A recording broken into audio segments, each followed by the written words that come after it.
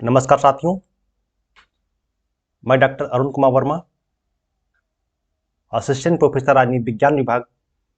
एक नए विषय के साथ आपका स्वागत करता हूं। दोस्तों, आज हम लोग बात करेंगे नागरिक घोषणा पत्र यानी सिटीजन्स चार्टर के बारे में। दोस्तों, प्रत्येक सार्वजनिक प्रशासन का उद्देश्य नागरिकों को विभिन्न प्रकार की सेवाएं उपलब्ध कराना होता है, जिन्हें हम पब्लिक सर्विसेज, लोक सेवाएं या जन सेवाएं कहते हैं। सुशासन की अवधारणा आने के बाद इस बात पर बहस आरंभ हो गई कि लोक प्रशासन के द्वारा केवल सेवाएं प्रदान करना ही पर्याप्त नहीं है, बल्कि महत्वपूर्ण प्रश्न यह है कि उन सेवाओं की गुणवत्ता कैसी है। क्या लोक प्रशासन समयबद्ध एवं गुणवत्तापरक लोक सेवाएं प्रदान करता है? इन्हीं परिस्थितियों में जन अधिकारों की सुरक्षा, उपभोक्ता अधिकार संरक्षण तथा समयबद्ध एवं गुणवत्ता युक्त सेवाओं की प्राप्ति के लिए नागरिक घोषणा पत्र या नागरिक अधिकार पत्र की अवधारणा का विकास हुआ। दोस्तों, यदि हम नागरिक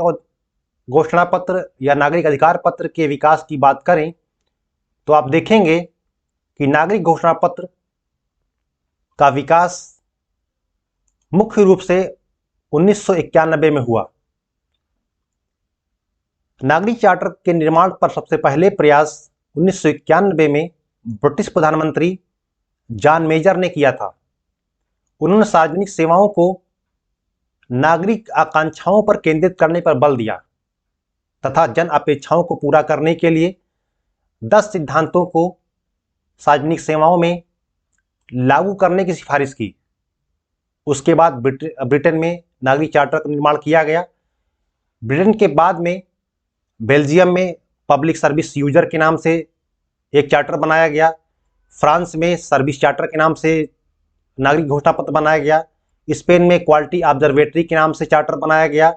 उसके बाद आप देखें मलेशिया में क्लाइंट चार्टर के नाम से नागरिक घोषणा पत्र बनाया गया और ऑस्ट्रेलिया में सर्विस चार्टर के नाम से नागरिक घोषणा पत्र बनाया गया। अगर भारत के बारे में बात करें तो भारत में पहली बार नागरिक अधिकार पत्र या नागरिक चार्टर या नागरिक घोषणा पत्र की मांग 1994 में ग्राहक अधिकार कार्यकर्ताओं द्वारा यानी कंज्यूमर राइट एक्टिविस्ट के द्वारा की गई थी, जब पहली बार 1994 में केंद्रीय ग्राहक संरक्षण परिषद नई दिल्ली में स्वास्थ्य सेवाओं के लिए उन्होंने एक चार्टर तैयार किया था। यानी 1994 में कंज्यूमर राइट एक्टिविस्ट के द्वारा ये कहा गया कि जो हेल्थ सर्विस प्रोवाइडर्स हैं, जो स्वास्थ्य सेवा प्रदाता हैं, उनके लिए एक चार्टर का निर्माण होना चाहिए ताकि तय किया जा सके कि वो क्वालिटेटिव सर्विस डिलीवर कर रहे हैं, एक गुणवत्तापरक सर्विस प्रोवाइड कर रहे हैं, ग्राहकों को दे रहे हैं और वो सर्विस वो टाइम बाउंड मैनर में यानी एक समयबद्ध तरीके से दे रहे हैं। उसके बाद दोस्तों देखें तो 1997 में दिल्ली में प्रधानमंत्री की अध्यक्षता में मुख्यमंत्रियों का एक सम्मेलन हुआ, जिसमें केंद्र एवं राज्य स्तर पर प्रभावी एवं कारगर सरकार के निर्माण हेतु एक कार्य योजना यानी एक वर्क प्लान तैयार किया गया कि किस तरह से हम सरकार को इफेक्टिव और रिस्पॉन्सिव बना सकते हैं, यानी किस तरह सरकार को हम प्रभावी एवं कारगर बना सकते हैं। तो उसके बाद आप देखें तो नागरिक घोषणा पत्र का निर्माण हुआ। अब प्रश्न उठता है कि नागरिक घोषणा पत्र है क्या। जैसा कि हमने पहले बताया कि विश्व में सबसे पहले नागरिक घोषणा पत्र का निर्माण ब्रिटेन में हुआ था और ब्रिटिश नागरिक घोषणा पत्र के आधार पर ही, उसी की मॉडल पर ही भारत में प्रशासनिक सुधार एवं लोक शिकायत विभाग ने यानी the department of administrative reform and public grievance ने नागरिक चार्टर को परिभाषित किया, नागरिक चार्टर को तैयार करने पर बल दिया और उसने परिभाषित किया कि वास्तव में नागरिक चार्टर क्या है, व्हाट इज सिटीजन चार्टर। तो नागरिक घोषणा पत्र को परिभाषित करते हुए DARPG ने कहा कि नागरिक घोषणा पत्र एक ऐसा दस्तावेज या प्रलेख होता है, यानी नागरिक घोषणा पत्र एक ऐसा दस्तावेज या प्रलेख होता है जो किसी संस्थान द्वारा प्रदान की जाने वाली सेवाओं के स्तर, सूचना, सुझाव, लोक सेवा की समयबद्धता, शिकायत निपटारा तंत्र तथा संस्थान की प्रतिबद्धता को बताता है। यानी सामान्य अगर हम अर्थों में बात करें तो नागरिक घोषणा पत्र एक ऐसा दस्तावेज होता है जो किसी संस्थान द्वारा प्रदान की जाने वाली सेवाओं के स्तर, सूचनाएं, सुझाव,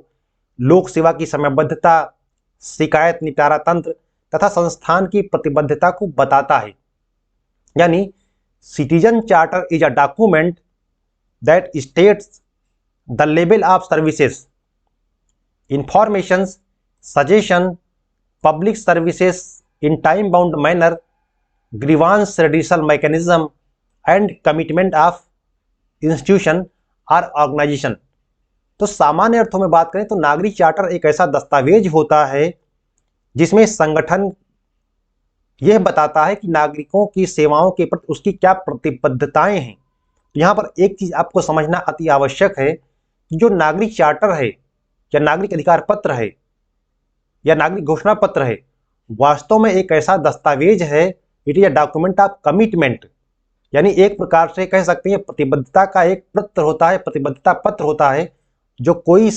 लोक संगठन या सार्वजनिक संगठन के द्वारा जनता को प्रदान किया जाता है कि हम किस प्रकार से सेवाओं को प्रदान करेंगे, हम कौन सेवाएं प्रदान करेंगे, किस समयबद्धता के साथ प्रदान करेंगे, हमारी क्या विजन है, हमारा क्या एक मिशन है, उन सब को इस दस्तावेज में उल्लेख किया जाता है या उनको शामिल किया जाता है और बताया जाता है कि हम किस प्रकार से कार्य करेंगे। तो सामान्य अर्थों में बात करें तो नागरिक चार्टर एक ऐसा दस्तावेज होता है, नागरिक चार्टर एक ऐसा दस्तावेज होता है जिसमें कोई संगठन यह बताता है कि नागरिक सेवाओं के प्रति उसकी प्रतिबद्धताएं क्या हैं, वो किस प्रकार की सेवाएं प्रदान करेगा, क्या उसका विजन है और क्या उसका ऑब्जेक्टिव है,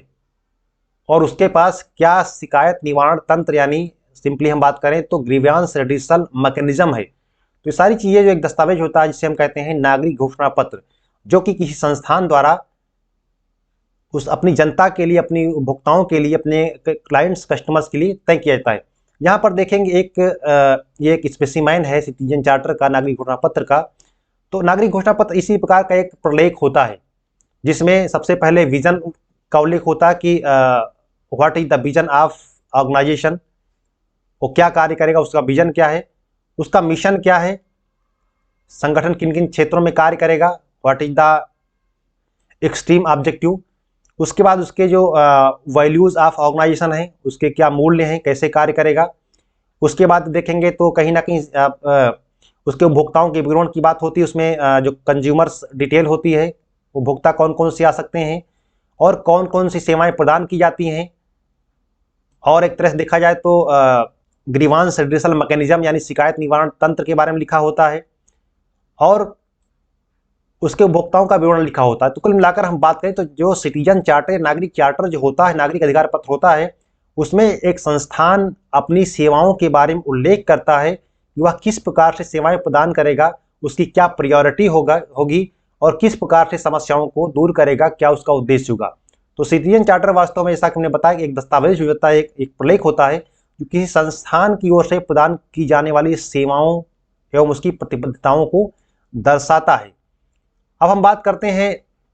नागरिक घोषणा पत्र। जैसा कि हमने पहले बताया कि विश्व में सबसे पहले नागरिक घोषणा पत्र का निर्माण ब्रिटेन में किया गया था 1991 में। ब्रिटिश चार्टर के प्रारूप पर ही, उसी के मॉडल के आधार पर केंद्र सरकार के प्रशासनिक सुधार एवं जन शिकायत विभाग ने 2004 में एक नागरिक घोषणा पत्र तैयार किया जिसमें 6 प्रमुख बिंदुओं को शामिल किया गया था और अपेक्षा की गई थी कि सभी सार्वजनिक संगठन इस प्रकार के घोषणा पत्र को तैयार करेंगे, अपने कस्टमर्स को, अपने ग्राहकों को अच्छी सुविधाएं, गुणवत्तायुक्त सुविधाएं और एक समयबद्ध तरीके से सेवाएं प्रदान करने के लिए, और उनके संगठन में जो समस्याएं हैं, जो नागरिकों को समस्याएं हैं, जो उनके उपभोक्ताओं की समस्याएं हैं, उनको दूर करने के लिए एक मैकेनिज्म विकसित करेंगे। तो इस प्रकार से प्रशासनिक सुधार और जन शिकायत विभाग ने एक नागरिक घोषणा पत्र तैयार किया जिसमें 6 बिंदुओं को शामिल किया गया था। सबसे पहले विजन, संस्थान को यह स्पष्ट करना है कि उसका विजन क्या है, भविष्य की रूपरेखा क्या है, किस प्रकार से फ्यूचर में कार्य करेगा और उसके क्या फ्यूचर ऑब्जेक्टिव हैं। तो प्रत्येक संस्थान को अपने घोषणा पत्र में इस बात को शामिल करना आवश्यक, इस बात को उल्लेख करना आवश्यक है कि उसका विजन क्या है, उसकी भविष्य की रूपरेखा क्या, किस पर फ्यूचर में काम करेंगे, उनका अल्टीमेट ऑब्जेक्टिव क्या है। दूसरा, ये स्पष्ट होना चाहिए कि संस्थान द्वारा किए कौन कौन से कार्य किए जाते हैं, यानी संस्थान द्वारा किए जाने वाले कार्यों का ब्यौरा, details of business transacted by the organisation. तो ये भी संस्थानों के द्वारा किए जाने वाले कार्यों का विवरण भी उस घोषणा पत्र में होना चाहिए, ताकि नागरिकों को, ताकि उपभोक्ताओं को पता चल सके कि उक्त संस्थान के द्वारा किस प्रकार की सेवाएं प्रदान की जाती हैं। तीसरा महत्वपूर्ण, उपभोक्ताओं का ब्यौरा, यानी डिटेल्स ऑफ क्लाइंट और कस्टमर्स। तो किस किस प्रकार के कस्टमर या कौन से कस्टमर से संपर्क कर सकते हैं या सेवाएं प्राप्त कर सकते हैं, यह भी वहां पर स्पष्ट होना चाहिए कि किस प्रकार के उपभोक्ता वहां सेवाएं ले सकते हैं। दूसरा, उपभोक्ताओं को उपलब्ध कराई जाने वाली सेवाएं, यानी उपभोक्ताओं को उपलब्ध कराई जाने वाली सेवाएं, details of services to be provided to clients. उस संस्थान के द्वारा किस किस प्रकार की कौन कौन सी सेवाएं उपलब्ध कराई जाती हैं, यह भी उस घोषणा पत्र में, उस दस्तावेज में उल्लेख होना चाहिए। और सबसे महत्वपूर्ण है कि संस्थान के द्वारा एक शिकायत निवारण तंत्र का भी विकास किया जाना आवश्यक है, उसको स्थापित किया जाना आवश्यक है, और उसका उल्लेख, उसका विवरण घोषणा पत्र में होना चाहिए कि किसी भी समस्या के लिए किस किस व्यक्ति से या किस अथॉरिटी से उपभोक्ता संपर्क कर सकते हैं। तो ग्रीवांस रेडिएशन मैकेनिज्म भी होना आवश्यक, उसका भी पूर्ण उल्लेख होना आवश्यक है। और जो सबसे लास्ट पॉइंट है वो है उपभोक्ताओं से उम्मीदें या उपभोक्ताओं से अपेक्षाएं, यानी एक्सपेक्टेशन फ्रॉम क्लाइंट्स और कस्टमर्स। तो घोषणा पत्र में यह भी उल्लेख किए जाने की आवश्यकता है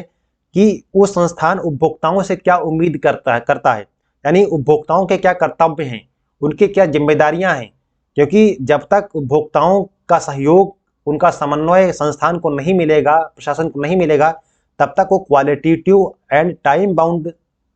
सर्विसेज प्रोवाइड नहीं कर सकती। इसीलिए प्रशासनिक सुधार एवं जन शिकायत विभाग ने कहा कि प्रत्येक सार्वजनिक संगठन एक घोषणा पत्र का निर्माण करे कि किस प्रकार से वो कार्य करेंगे, और घोषणा पत्र में इन 6 तत्वों को शामिल करे और स्पष्ट करे कि वो नागरिकों को सेवाएं किस प्रकार से, किस मैनर में और किस तरह प्रदान करेंगे। तो ये नागरिक घोषणा पत्र है। दोस्तों, नागरिक घोषणा पत्र के यदि महत्व की बात करें, इसके इंपॉर्टेंस की बात करें, तो नागरिक घोषणा पत्र वास्तव में एक ऐसा साधन है जिसके माध्यम से सुशासन की स्थापना, गुड गवर्नेंस को हम स्थापित कर सकते हैं। इसके माध्यम से हम प्रशासन में पारदर्शिता स्थापित कर सकते हैं, पारदर्शिता ला सकते हैं। नागरिक घोषणा पत्र वास्तव में प्रशासन में पारदर्शिता लाता है, क्योंकि सारी पॉलिसी, सारी नीतियां स्पष्ट हो जाती हैं, तो वहां पर पारदर्शिता आ जाती है। और दूसरा, संस्थान के उत्तरदायित्व को भी तय करता है। संस्थान के द्वारा जो नीति जो लागू की जाती है, जिस क्षेत्र में कार्य किए जाते हैं, उसके संदर्भ में संस्थान के उत्तरदायित्व को भी नागरिक घोषणा पत्र तय करता है, उसको स्पष्ट करता है। और नागरिक घोषणा पत्र संस्थान को जवाबदेह बनाता है, क्योंकि प्रत्येक संस्थान तय करता है कि हमको क्या कार्य करना है, हम किस क्षेत्र में कार्य करेंगे, और उस क्षेत्र में किसी प्रकार कोई अनियमितता होती है, कोई डिस्क्रिपेंसी होती है, उस कंडीशन में वो संस्थान, वो संगठन ही अकाउंटेबल या जवाबदेह होता है। और सबसे महत्वपूर्ण चीज़ यह है कि नागरिक घोषणा पत्र वास्तव में नागरिकों में चेतना का विकास करता है, क्योंकि नागरिकों में चेतना का विकास, नागरिकों को पता चलता है कि किस संस्थान के द्वारा, किस संगठन के द्वारा या किस प्रशासन के द्वारा किस प्रकार की सेवाएं दी जाती हैं। इससे नागरिकों में भी चेतना का विकास होता है, उनमें अवेयरनेस आती है, तो कई बार अपनी सेवाओं को बेहतर ढंग से वो प्राप्त करते हैं। तो यदि हम बात करें नागरिक घोषणा पत्र की, वास्तव में नागरिक घोषणा पत्र एक बहुत बड़ा साधन है सुशासन की स्थापना करने का। लेकिन सबसे बड़ा प्रश्न यह है कि नागरिक घोषणा पत्र को लागू किस मैनर में, किस तरह हम करते हैं, क्योंकि आज भी नागरिक घोषणा पत्र विभिन्न कार्यालयों में आपको उपलब्ध नहीं दिखता, और केवल ये एक दस्तावेज होता है। वास्तव में दस्तावेज और कार्य व्यवहार दोनों में काफ़ी अंतर देखने को मिलता है।